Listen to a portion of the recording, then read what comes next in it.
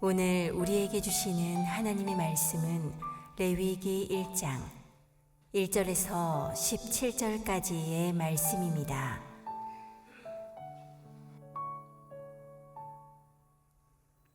여호와께서 회막에서 모세를 부르시고 그에게 말씀하여 이르시되 이스라엘 자손에게 말하여 이르라.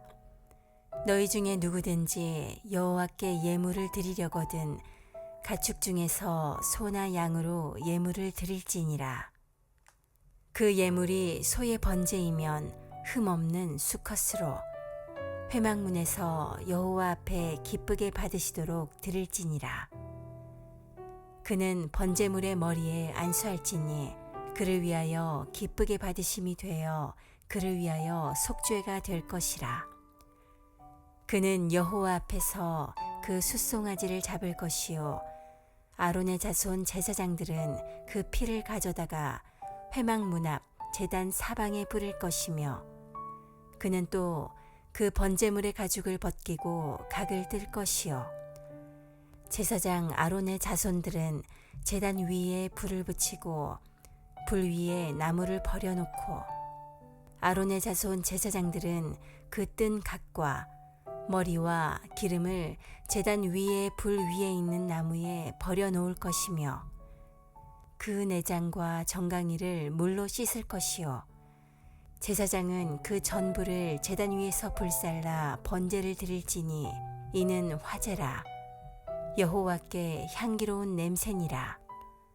만일 그 예물이 가축대의 양이나 염소의 번제이면 흠없는 수컷으로 드릴지니 그가 제단 북쪽 여호와 앞에서 그것을 잡을 것이요 아론의 자손 제사장들은 그것의 피를 제단 사방에 뿌릴 것이며 그는 그것의 각을 뜨고 그것의 머리와 그것의 기름을 베어낼 것이요 제사장은 그것을 다 제단 위에 불 위에 있는 나무 위에 버려놓을 것이며 그 내장과 그 정강이를 물로 씻을 것이요 제사장은 그 전부를 가져다가 제단 위에서 불살라 번제를 드릴지니 이는 화제라.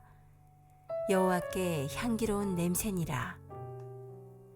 만일 여호와께 드리는 예물이 새의 번제이면 산비둘기나 집비둘기 새끼로 예물을 드릴 것이요 제사장은 그것을 제단으로 가져다가 그것의 머리를 비틀어 끊고 제단 위에서 불사르고 피는 제단 곁에 흘릴 것이며 그것의 모이 주머니와 그 더러운 것은 제거하여 제단 동쪽 재 버리는 곳에 던지고 또 그 날개 자리에서 그 몸을 찢되 아주 찢지 말고 제사장이 그것을 제단 위에 불 위에 있는 나무 위에서 불살라 번제를 드릴지니 이는 화제라.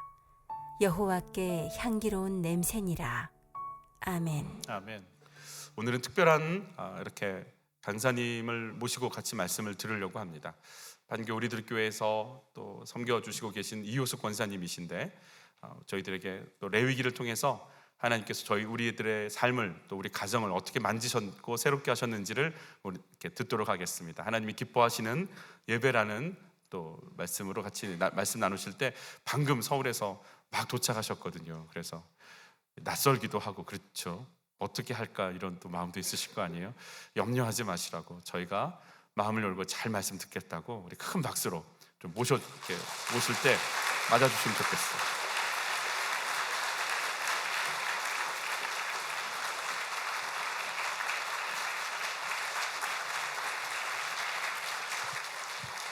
안녕하십니까. 반갑습니다. 이효숙 권사입니다. 우리들 교회에서는 평안지기를 맡고 있습니다. 김한규 목사님께서 이제 겸손하게 짝퉁짝퉁 자꾸 그러시던데 딱 들어와 보니까 정말 건물 입구부터 정말 명품인 느낌이 확 왔습니다. 저의 대표 고난은 남편 25년 외도입니다.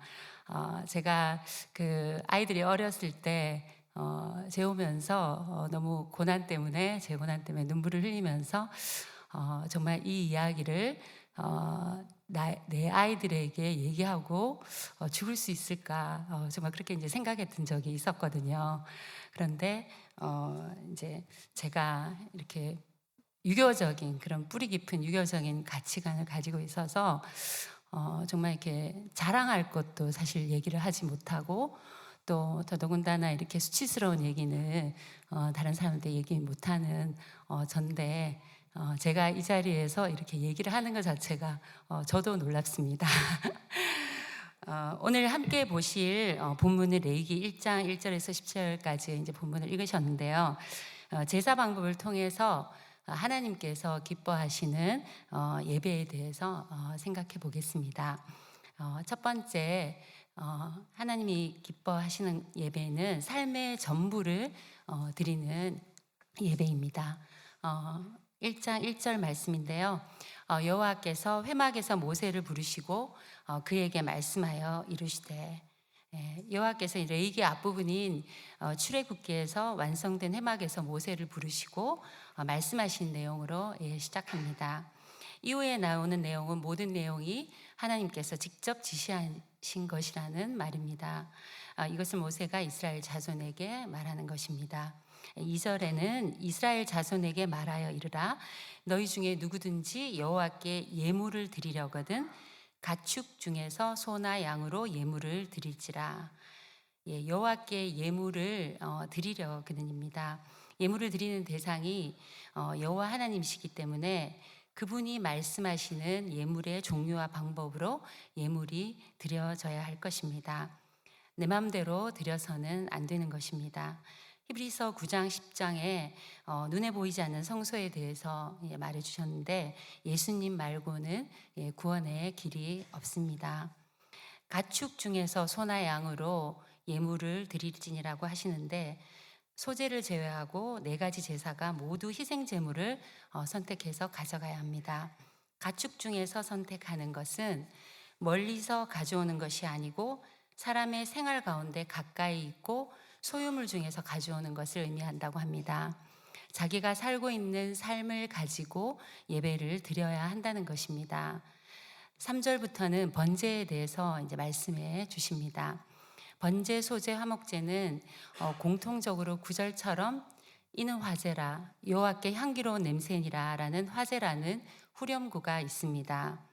화제는 태워드리는 것인데 다들 불로 태우는 제사이지만 번제가 가죽을 제외한 모든 고기를 다 태운다는 점에서 화제의 대표적인 것이라고 할 수 있을 것입니다. 로마서 12장 1절에서 바울은 그러므로 형제들아 내가 하나님의 모든 자비하심으로 권하노니 너희 몸을 하나님이 기뻐하시는 거룩한 산 제물로 드리라. 이는 너희가 드릴 영적 예배니라 라고 말했습니다.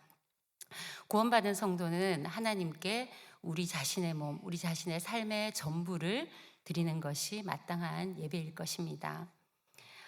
이 레위기를 통해서 저의 삶을 생각해 보면 저의 첫 출애굽이 시작된 것은 믿지 않는 가정에서 제가 청소년 시절 혼자 교회를 다니고 수련회를 통해 하나님을 만나게 된 때라고 생각합니다.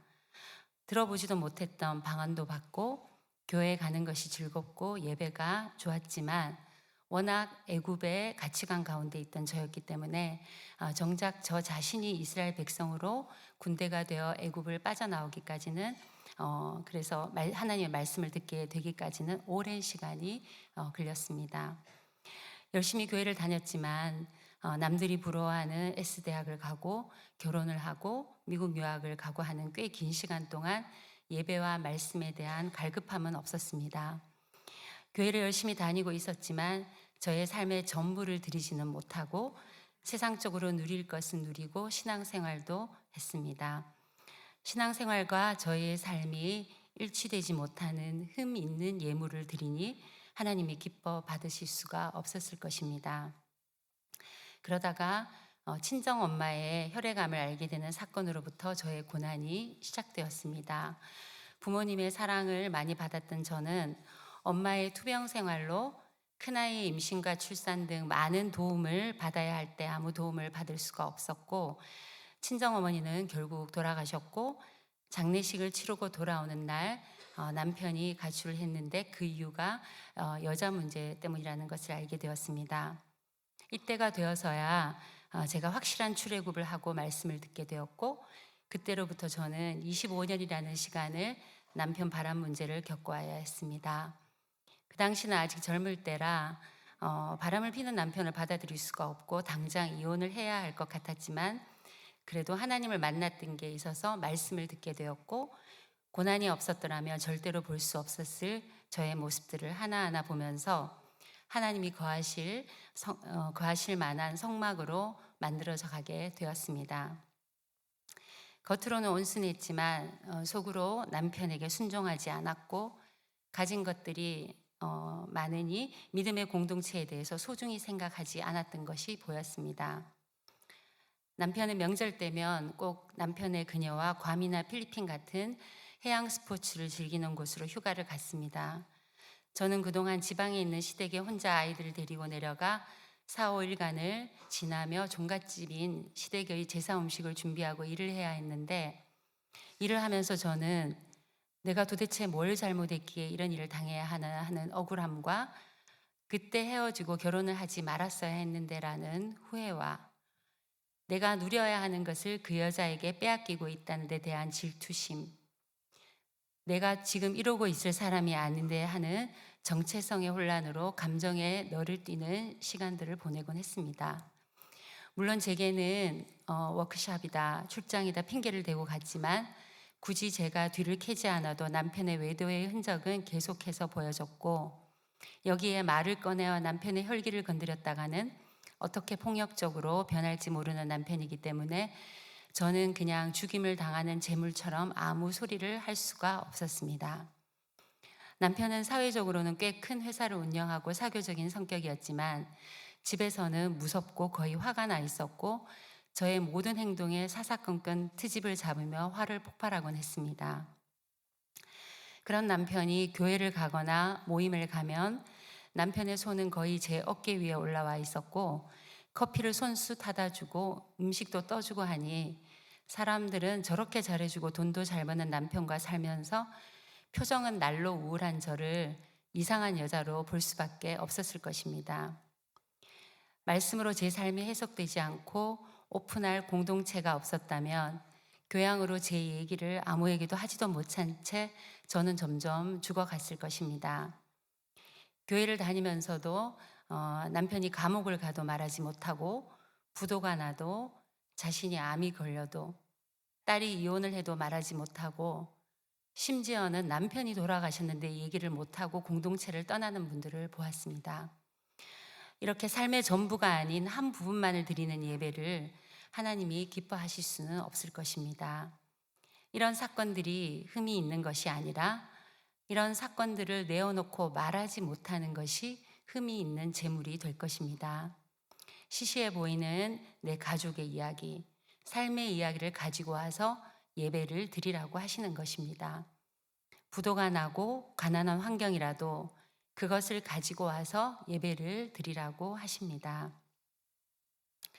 우리들 교회 목장에서는 성막에 모여서 함께 이스라엘 백성들이 힘든 과정을 거치며 제사를 드리듯이 목원 여러분들이 목장 예배 때마다 온몸으로 수고하며 거처를 내어놓고 음식을 준비하고 연약한 지체들을 도우며 수치스러운 자기의 이야기를 오편하면서 자신을 불살라 내어드리고 있는 것을 목장 참석하시는 분들이며 모두 경험하고 있습니다.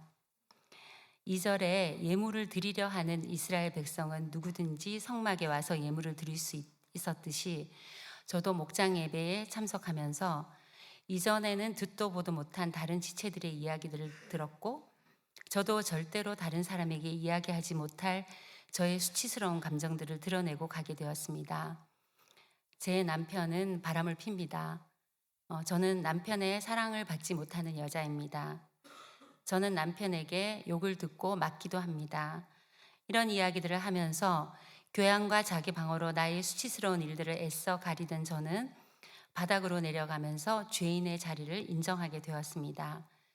번제물인 소의 머리에 안수하여 그 소가 그 사람의 대신이 되어 죽임을 당하듯이 목장에 예배 드리는 자로 가서 힘들었지만, 제 얘기를 제물로 내어놓았더니 주님이 내 대신 죽어주셔서 내 죄를 용서함 받는 일이 계속되었습니다.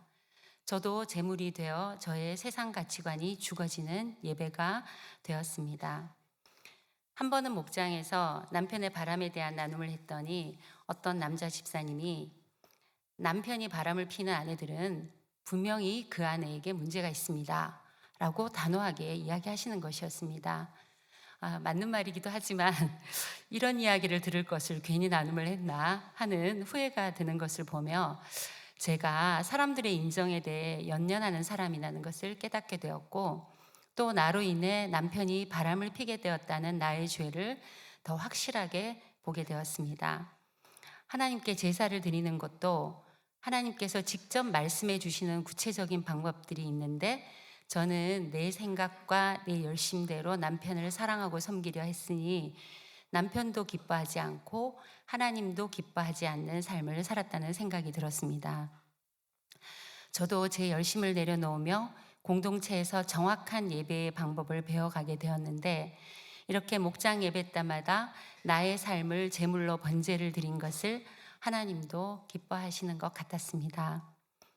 목자를 하면서 제 이야기를 하고 갔지만 그래도 저의 교양 때문에 구체적으로 각을 뜨는 것이 안 되었음을 목장을 통해 깨달은 이야기입니다.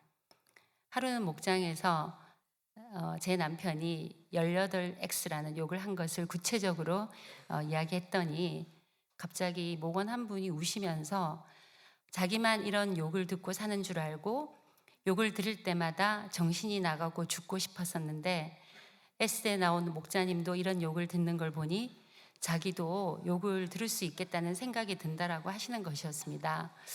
근데 저는 목자를 하면서 제가 남편에게 욕을 듣는다라고 말을 계속 했었거든요. 근데 그 목원은 그 욕을 듣는다는 것이 남편이 소리를 지르고 싫은 소리를 하는 정도일 거야. 왜냐하면 저 배운 남편이니까. 이렇게 생각했다는 말을 듣고 오픈이 왜 구체적이어야 하는지를 깨닫게 되었습니다.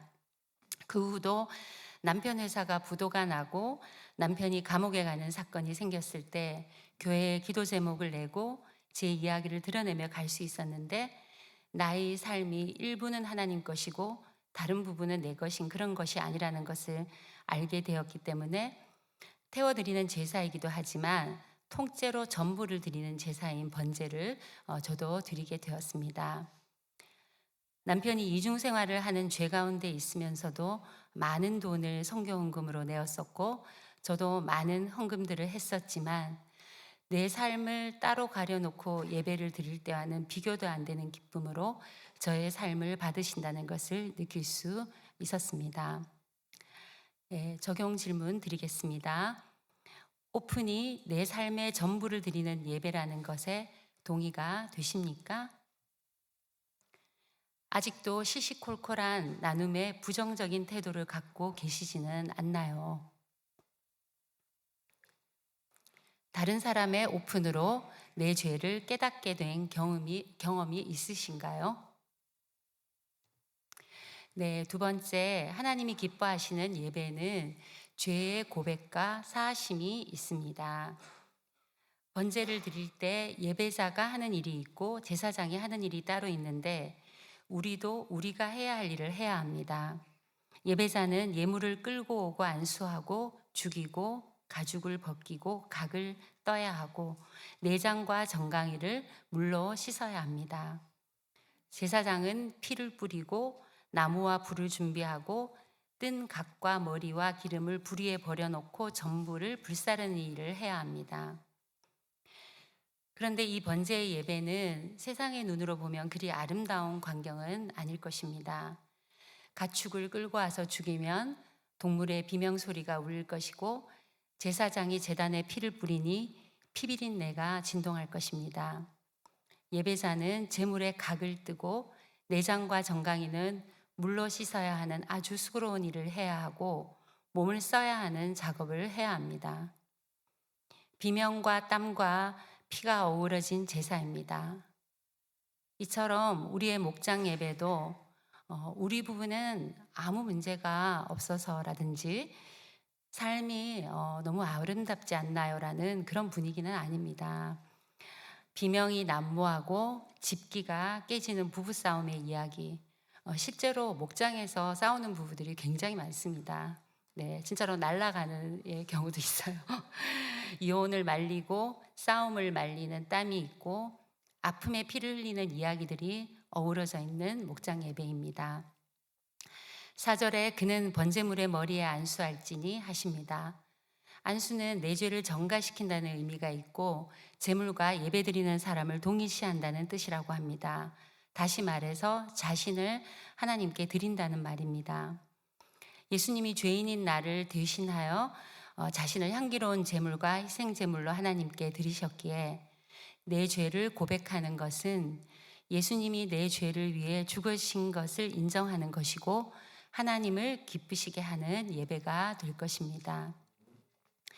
8절에 아론의 제사장들이 그 뜬 각과 머리와 기름을 제단 위에 불 위에 있는 나무에 버려놓을 것이며 9절에 제사장은 그 전부를 제단 위에서 불살라 번제를 드릴지니 말씀처럼 제사장 역할을 하시는 목사님께서 제 죄를 더 분명히 보도록 제가 내어놓은 제 가정의 이야기들을 제단 불 위에 버려놓아 그 전부를 불살라 번제를 드리듯이 설교를 통해 말씀해 주셨고 목사님께서 먼저 회개를 하시며 목사님 자신을 태우시는 예배의 불로 저도 불붙게 되고 불살라지게 되어 폭풍 회개를 하며 주님의 임재를 더욱 가까이 느끼게 되었습니다.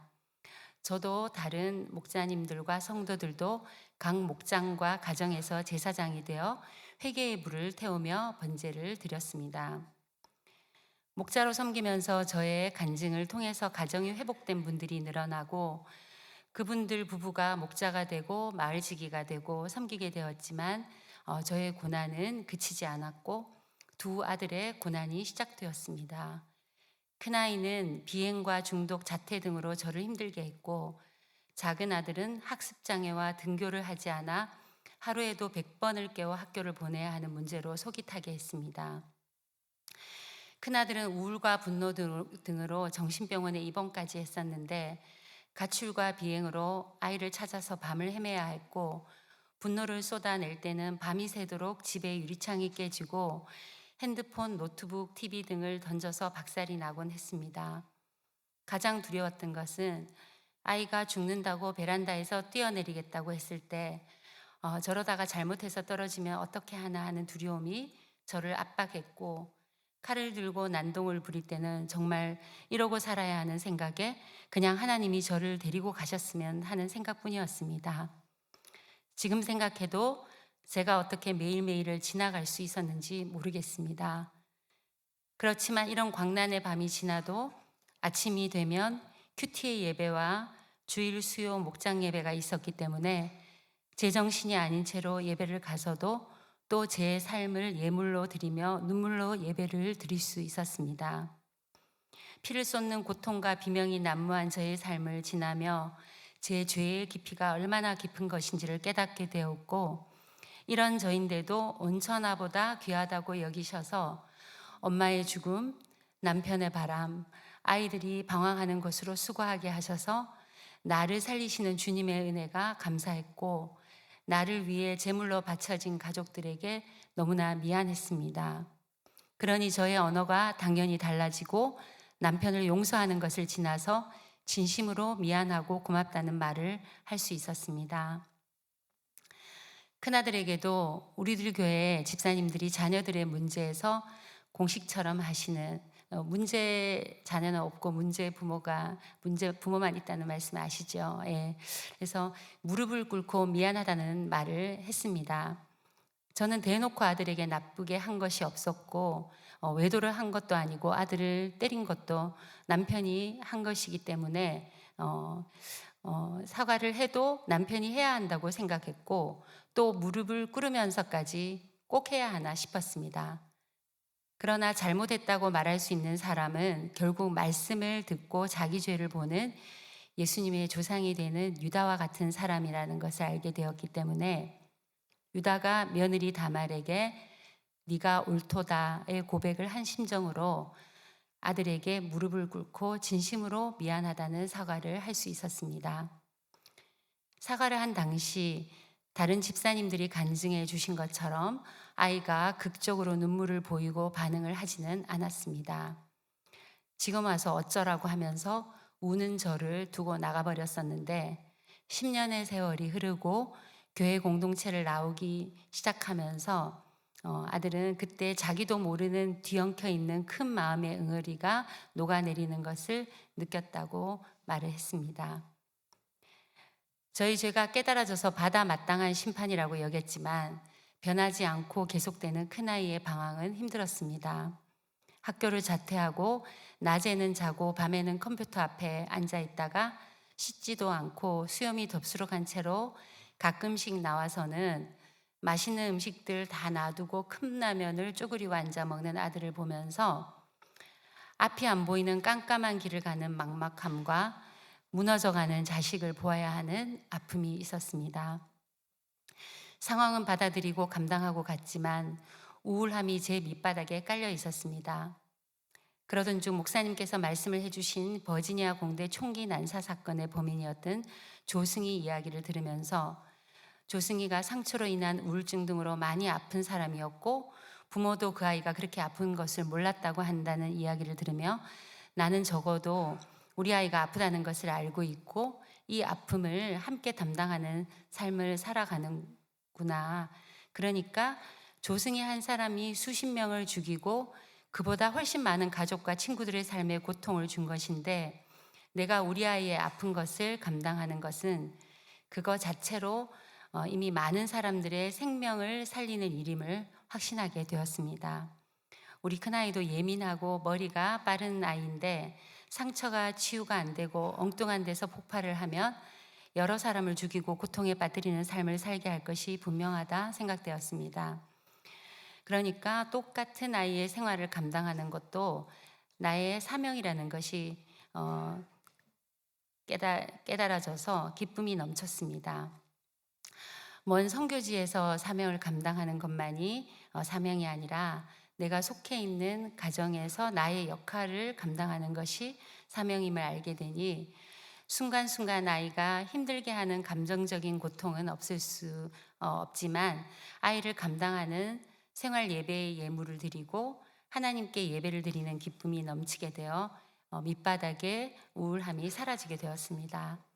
아이가 결혼도 하지 않고 50이 넘고 밤에 나와서 컵라면을 먹고 또 제가 살아있어서 할머니가 되어 아이의 밥을 챙겨주고 그 모습을 바라보게 되더라도 쭉 갈 수 있겠다는 생각이 들게 되었습니다.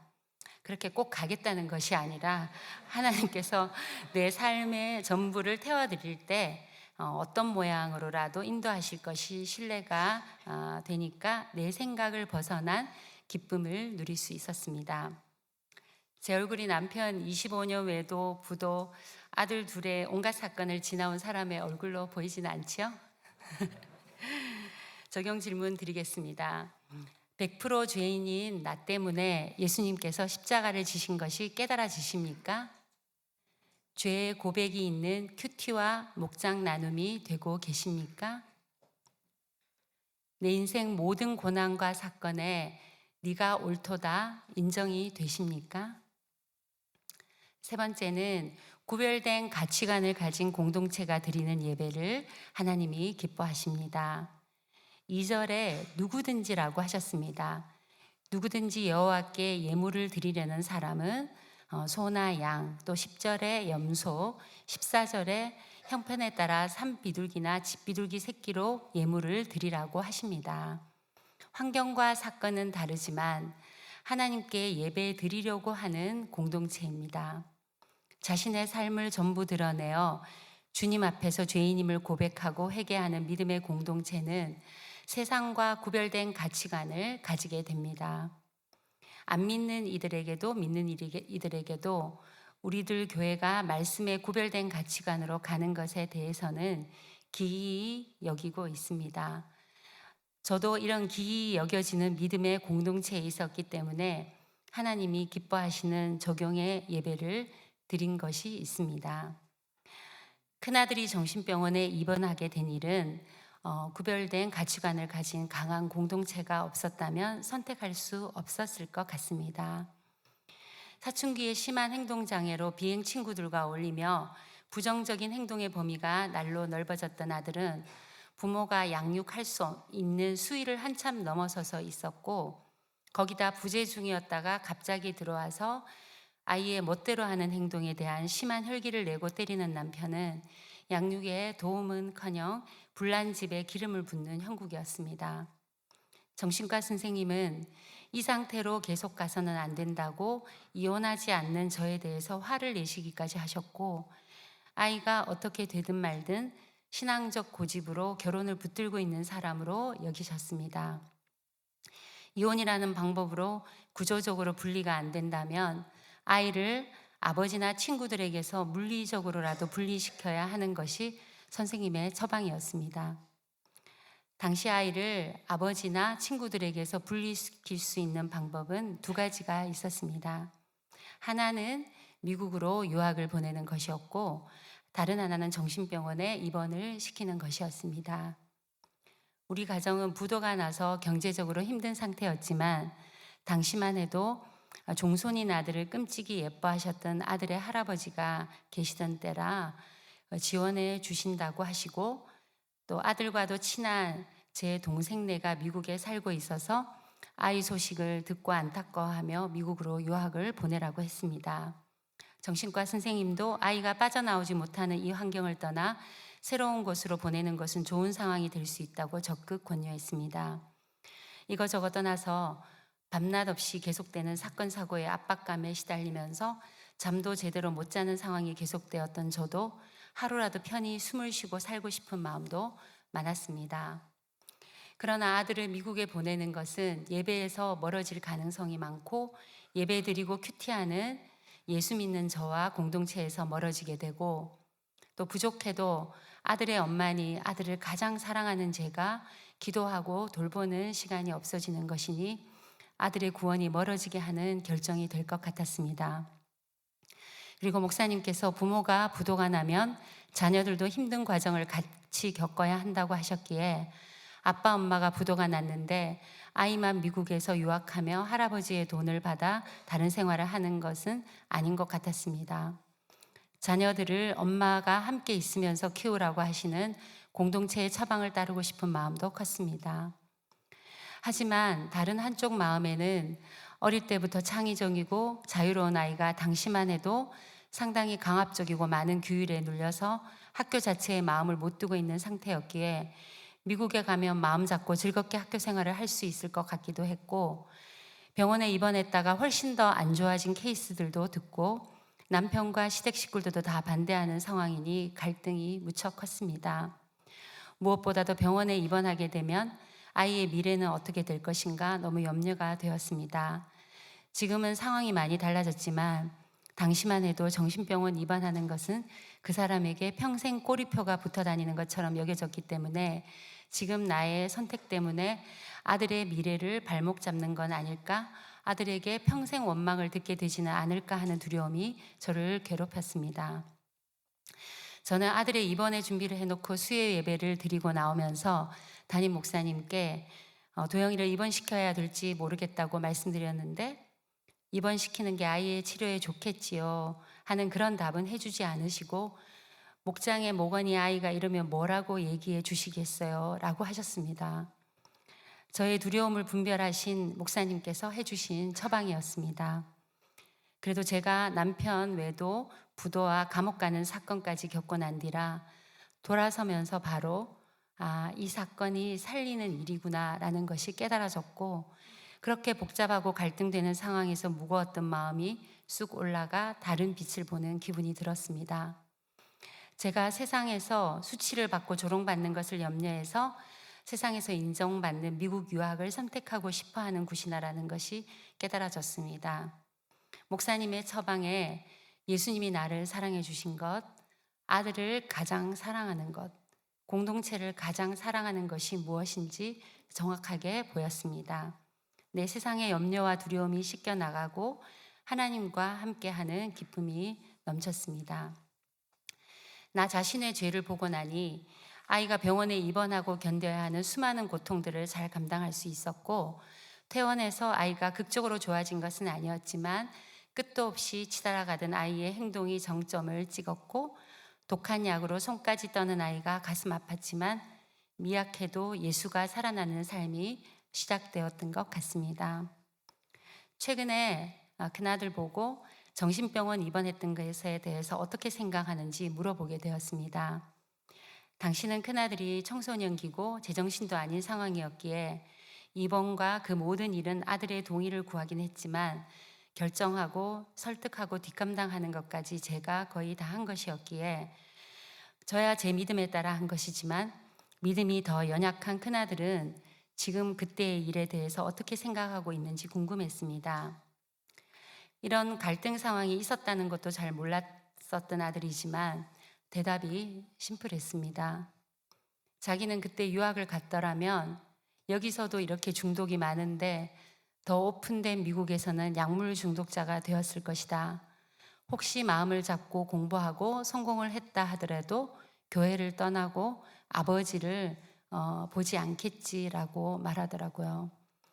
지금도 아프고 문제도 많지만 믿음이 있구나 싶었습니다. 그러니 이렇게 자기 얘기를 하도록 두는가 봅니다. 힘든 결혼 생활이었지만 주일 수요 예배로 매일의 큐티와 목장 예배로 온 성도의 삶이 오픈되고 죄의 고백과 회개가 넘쳐 흘렀기에 하루하루를 걸어올 수가 있었고, 결혼의 목적이 행복이 아니라 거룩임을 알게 되니 어떤 결혼이라 하더라도 지켜야 하고 생명을 지켜야 함을 알게 되었습니다. 삶의 전반에 걸쳐 말씀의 가치관으로 믿고 살고 누리는 공동체의 힘으로 예전 같으면 생각도 못했을 적용들을 할 수 있게 되었고, 하나님께 드려지지 않았다면 세상에서는 저주이고 수치일 수밖에 없는 제 가정의 일들이 하나님께 드려져서 하나님께도 기쁨이고 믿는 이들에게도 양식이 되게 하셨습니다. 제가 기도마저도 할 힘이 없이 신음소리를 내고 있을 때 공동체의 지체들이 저보다 더 울부짖으며 저의 가정을 위해서 기도해주며 휘문의 성전을 울렸던 일은 지워지지 않는 기억입니다. 하나님께서 끌고 가실 약속의 끝이 어디인지는 몰랐지만 시간이 흐를수록 나의 죄가 더욱 불살라지는 가운데에도 하나님이 이루실 언약에 대해서는 더욱 확신이 들게 되었습니다. 2016년 제가 레이기로 우리 교회에서 수요 설교를 했었습니다. 공익 근무가 다 끝나가던 아들이 여자친구가 혼전 임신을 했다고 말한 사건이 있었고, 그것을 수요 예배 때 정교인들에게 오픈하게 되었습니다. 요즘 청년들이 워낙 많이들 있는 일이긴 했지만 혼전 순결과 신결혼을 그렇게 부르짖고 주의를 주고 있었는데도 이런 일이 생긴 것에 대해 당황이 되었고 마음이 복잡했습니다. 그러나 우리들 교회에서는 고등학생인데도 생명을 지키기 위해 아이를 낳은 적용을 수도 없이 들어왔던 터라 제 머릿속에는 이유야 어쨌건 생명은 지켜져야 한다는 생각이었습니다. 그런데 놀라운 것은 믿음이 연약한 아들이지만 구별된 가치관을 가진 강한 공동체이기 때문에 아들도 그동안 들었던 것이 있는지라 목자에게 사실을 알리고 아이를 낳아야겠다는 생각을 하고 있었습니다. 많이 두려워하고 믿음이 연약한 아들의 여자친구는 아이를 낳을 수 없다고 했지만 생명을 낳는 적용을 위해 이 사건을 제물로 드리고 많은 성도들이 자신의 낙태죄에 대한 회개의 예배를 드리게 되어 하나님이 받으신 것을 믿습니다. 그때 한 수요 설교의 마지막 부분입니다. 며칠 전에 병원에 가서 태아의 심장 소리가 뛰는 것을 들었는데 가슴이 뭉클했습니다. 생명의 박동은 어떤 상황 가운데서도 힘차게 뛰고 있음을 느꼈습니다. 내 힘으로는 할 수가 없는 것이기에 하나님으로 말미암은 생명이 지켜지길 이렇게 이 자리에까지 서서 공동체의 중보를 부탁드립니다. 아들의 방황의 모든 과정이 우리 가정의 소재로 하나님께 드려졌듯이 아들의 혼전 임신 사건도 약속이 이루어지는 주님께 드려지는 사건이 되기를 원합니다. 아들로서는 최고의 고난 가운데 고운 가루로 갈아지고 말씀으로 소금쳐지고 공동체의 보호 가운데서 성령을 받는 아들이 되기를 기도하고 있습니다. 그런 아들의 여친이 되어 공동체에서 신결혼하기를 기도합니다. 모범생으로 옳은 삶을 추구했던 제가 가장 옳은 생명이신 주님을 만났기에 나의 옳고 그름을 내려놓고 강한 공동체에 속해 있는 나와 아들이 여자친구와 그 가정의 연약함을 담당하고 가길 원하고, 결혼식을 하게 되면 어쩔 수 없이 교회에 발을 디디게 될 연약한 남편이 강한 우리들 공동체에 함께 속하게 되어서 수가 채워져서 우리 가정에 사도행전이 시작되기를 간절히 기도하고 있습니다. 설교의 마지막 부분에 이렇게 기도 부탁을 했었는데 하나님께서 신실하게 다 응답해 주셨습니다. 성실하게 다니지는 않았지만 죄를 보는 공동체 안에 속해 있었던 것만으로 큰아들은 비록 혼전 임신이지만 들었던 간증들이 있었기에 생명을 지키기로 결정을 했고, 우여곡절 끝에 결혼을 하고 태어난 손녀는 오랜 시간 흩어졌던 우리 가족을 화평케 해주었습니다.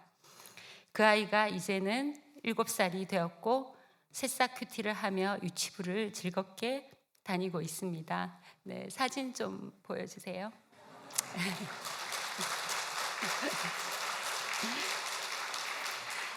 큰아들은 보고서를 잘 쓰는 성실한 부목자는 아니지만 빠지지 않고 목장을 나가고 소년부 교사로 섬기고 있습니다.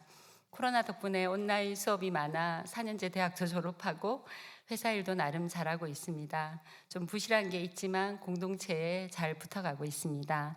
남편은 외국에서 한 달에 한 번씩은 나오고 일주일을 머뭅니다. 올 때마다 현장 부목장을 참석하고 주일 예배도 함께 드리고 있습니다. 아직 제가 기대하는 죄의 고백까지는 안 되고 여전히 성격이 불같고 맞춰야 해서 힘든 것이 있지만, 이렇게 교회 일도 하게 해주고 간증도 마음껏 하게 두고 돈도 벌어다 주니 이혼하지 않고 살기를 정말 잘했다는 생각이 듭니다. 또 ADHD로 학습이 힘들어서 영어의 소유격인 his나 her도 모르던 작은 아들은 좀 심하죠, 그죠? 예, 기적처럼 왕십리의 명문 H대로 편입을 했었는데 지금 학교에서 복수 전공도 하면서 코스모스 졸업을 앞두고 있습니다. 그 ADHD 애들이 이렇게 자기가 관심 있는 거에 집중하면 그 폭발적으로 이렇게 성과를 보는 게 있더라고요. 예, 부목자 모임도 참석하면서 청소년부 스텝으로 섬기고 있습니다. 이제 앞으로 목자도 되겠지요. 예. 최근에는 아프리카 아울리치도 다녀왔는데 신교제, 신결혼을 위해서 기도 부탁드립니다. 코로나가 풀리고 승무원인 며느리도 다시 비행을 하게 되고 진급도 하고 예배도 잘 드리고 큐티도 잘하고 있습니다. 함께 살고 있는 저도 손녀를 돌보는 일로 많이 바쁩니다. 손녀는 새싹 큐티를 즐겁게 하고 예배 드리는 것을 아주 좋아합니다. 그래서 제가 볼 때마다 안 태어났을 수 있는 아인데 라는 그런 감격이 계속 있는 것 같아요. 적용 질문 드리겠습니다. 구별된 가치관으로 권면해 주는 공동체의 처방에 순종이 되십니까? 반발이 되십니까? 내 자녀가 하나님을 만나도록 돕는 부모입니까? 성공을 위해서 닥달하는 부모입니까? 생명을 지키기 위해 간절함으로 기도하십니까? 불신의 가정에서 저를 구원해 주시고 고난을 허락하셔서 말씀을 듣고 살아나게 해주시고 공동체에서 지체들과 천국을 누리며 오게 해주신 하나님을 찬양합니다. 각 가정의 제사장으로 세워주신 성도 여러분들과 한국교회와 세계를 향해 제사장 교회로 세워주신 세종 한빛교회가 삶의 이야기를 내어놓고 죄의 고백이 넘쳐서 구별된 가치관의 공동체가 되기를 원하고, 하나님이 기뻐하시는 예배의 은혜가 넘쳐서 복음의 메시지를 천하 만민에게 전할 수 있기를 바랍니다. 기도드리겠습니다. 하나님 아버지, 믿지 않는 가정에서 태어나 세상에서 잘 먹고 잘 살다가 그냥 버려질 인생을 구원해 주심을 감사드립니다. 비명과 피를 흘리는 고통의 삶을 허락하여 주신 것이 제가 죄인임을 깨닫게 하는 얼마나 귀한 주님의 사랑이었는지 생각하게 됩니다. 우리가 이제는 애굽의 세상 가치관에서 벗어나 주님의 말씀을 따라 살고 주님이 기뻐하시는 예배를 드리는 제사장 나라의 정체성을 확실히 가지기를 원합니다. 날마다 비명과 피비린내가 진동하는 우리의 예배를 주님이 얼마나 기뻐하실지요. 우리의 회개를 기뻐 받아주시고 우리의 삶의 전부를 드리는 세종 한빛교회 공동체가 되게 해주시고 특별히 자녀들을 주님의 것으로 여기고 말씀의 가치관으로 양육하는 부모들이 되게 해주시옵소서. 생명이 귀하게 지켜지고 구원의 관점으로 말씀의 가치관으로 모든 사건을 해석하는 성도님들이 되게 해주시옵소서. 한 말씀을 듣고 성령 충만하여서 유다처럼 네가 옳도다의 고백으로 상대방의 연약함을 감당하며 지경을 넓혀 복음 전파의 사명을 감당하는 세종 한빛교회 공동체가 되게 해 주시옵소서. 예수님의 이름으로 기도드립니다. 아멘.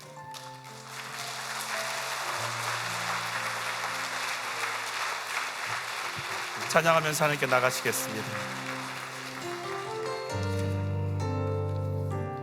나는 하나님을 예배하는 예배자입니다.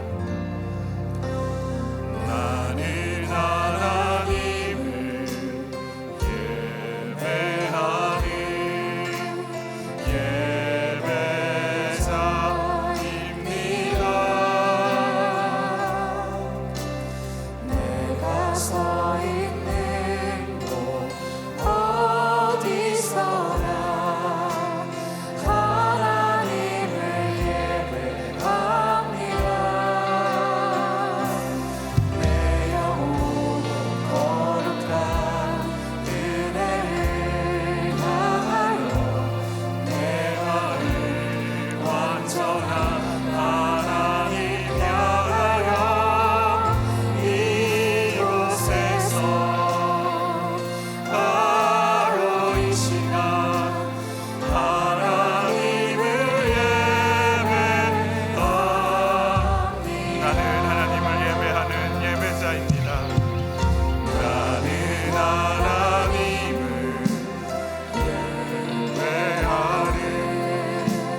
예배하는 예배자입니다.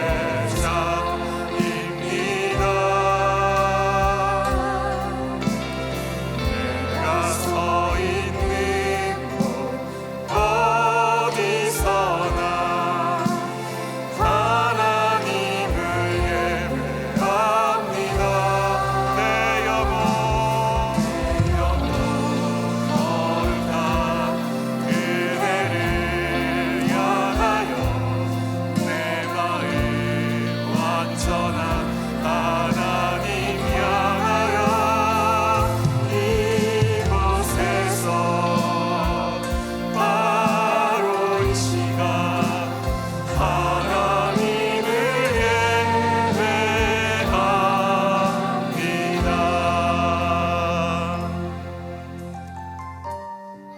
내 죄를 토해놓고 내 추한 것 토해놓고 하나님 비가 터지고 내장이 꺼내지고 기름이 제거되고 주여 내 속에 있는 것들이 쏟아지고 주여 이런 나를 씻어 주옵소서. 주여 나를 태우셔서 내 죄를 토해놓을 때 생명이신 예수 그리스도의 살려내시는 역사가 나와 내 가정 속에 일어날 수 있도록 주여 우리를 붙잡고 써 주시옵소서. 거룩한 예물로 내가 드려질 수 있도록 주여 나를 철저히 내어놓을 수 있는 힘을 주시옵소서. 주여 말씀이 들려지는 은혜가 되게 예배가 되게 하시고 나눌 수 있는 목장이 되게 하여 주옵소서. 주여 우리를 붙잡고 사용하여 주옵소서. 우리 주여 한번 외치고 기도로 나갑니다.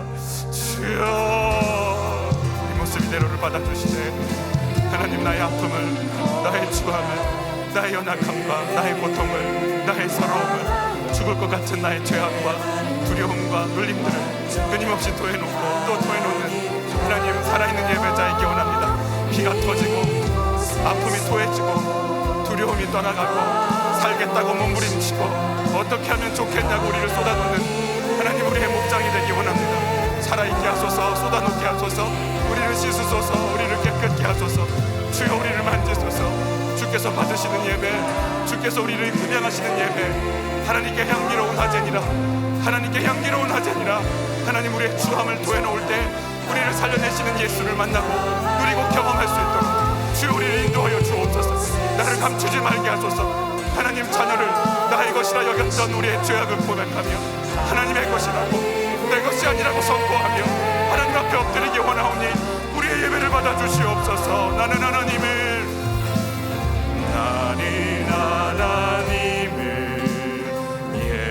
예배하는 예배자입니다.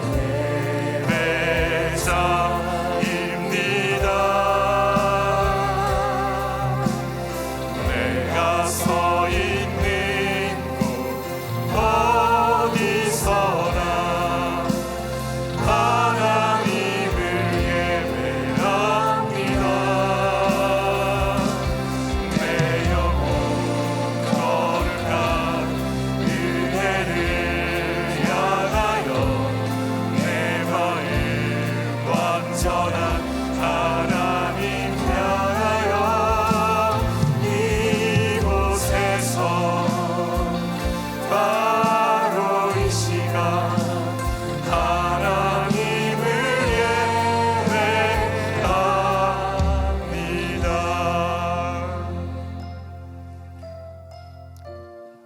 이대로 죽을 줄 알았는데, 이렇게 다 모든 게 끝날 줄 알았는데,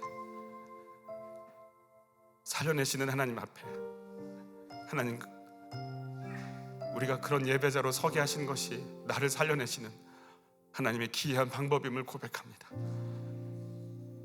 나의 죄를 토해놓을 때, 나의 환경을 토해놓을 때, 죽을 것 같은 나의 삶을 토해놓을 때 나와 우리 가정을 살려내시는 우리 하나님의 멋지고 멋진, 측량할 수 없고 측량할 수 없는 그 크고 위대한 예배의 기름 부음을 허락해 주셔서 감사합니다. 하나님 앞에 살아있는 예배자 되게 하여 주시옵소서.